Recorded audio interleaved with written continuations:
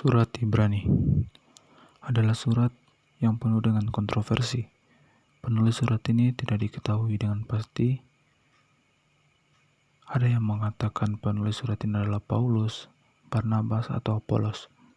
Penerima surat ini juga tidak diketahui dengan pasti siapa dan di mana mereka tinggal. Tetapi dapat dilihat bahwa mereka adalah orang Ibrani, yaitu orang Kristen Yahudi, dan penerima surat ini memiliki pengetahuan yang utuh akan Perjanjian Lama, terutama kitab Musa. Kristologi Ibrani jelas mengandung kristologi yang tinggi praeksistensi Kristus. Dituliskan dalam kitab ini, dalam pasal 1 ayat 2 dikatakan bahwa Allah menciptakan dunia ini oleh Kristus, dan dengan firman kuasanya Kristus menopang dunia ini. Sebutan yang paling lazim tentang Kristus dalam kitab ini adalah anak Allah, ahli waris, dan turut mengambil bagian dalam keilahian sebagai anak Allah.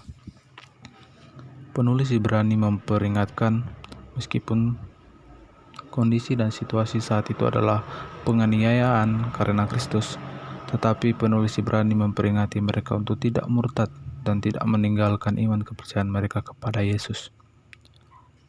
Penulis Ibrani memberikan 4 perbandingan yang dapat dilihat dari pasal 1 sampai 10, yaitu yang pertama, Yesus dibandingkan dengan malaikat-malaikat. Kemudian Yesus dibandingkan dengan Musa, dibandingkan dengan Imam Harun dan imam-imam lainnya dalam Perjanjian Lama, dan Yesus juga dibandingkan dengan korban bakaran dalam Perjanjian Lama. Perbandingan pertama dilihat dalam pasal 1 sampai dengan 2. Yesus dibandingkan dengan malaikat-malaikat. Dikatakan bahwa Yesus adalah anak Allah, ahli waris, dan firman yang hidup. Sedangkan malaikat adalah roh yang melayani dan utusan dalam PL sebagai pembawa firman Allah kepada umat Allah. Jelas Yesus lebih unggul dalam perbandingan ini karena Yesus sendiri adalah anak Allah dan dia adalah ahli waris dan pembawa dan firman yang hidup. Perbandingan kedua dalam pasal 3 dan 4, Yesus dibandingkan dengan Musa yang adalah pemimpin bangsa Israel keluar dari tanah Mesir dan yang menerima 10 hukum Allah serta mendirikan kemah bagi Allah. Pada beberapa bagian dia tidak setia dan meragukan Allah, sehingga dia tidak sebanding dengan Yesus yang telah dimuliakan dan setia sampai mati serta percaya kepada Bapa. Dikatakan juga Yesus sebagai imam besar. Para imam dalam PL tidak mampu menyelesaikan masalah dosa.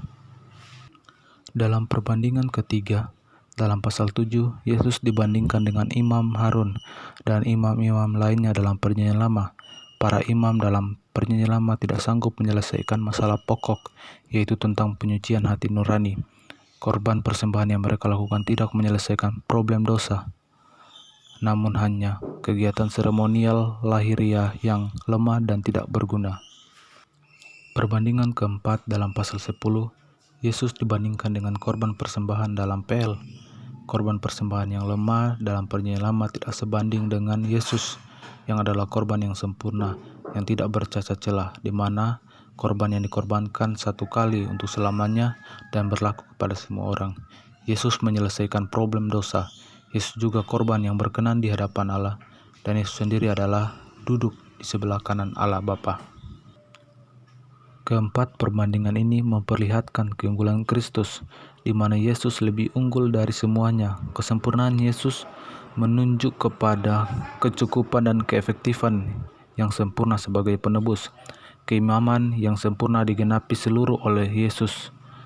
Melalui penderitaan Yesus, dia belajar tentang kesempurnaan dan ketergantungan penuh kepada Allah. Korban Kristus yang sempurna di atas salib berguna untuk menyucikan hati nurani dari perbuatan yang sia-sia. Ibrani menyimpulkan seluruh karya Kristus dengan menggunakan istilah sempurna dan tidak bercacat celah, dan tak akan tercapai dalam Perjanjian Lama. Jadi Kristus merupakan pentabisan dari Perjanjian yang baru karena Yesus tetap sebagai imam besar selama-lamanya. Ia adalah jaminan dari suatu perjanjian yang lebih kuat.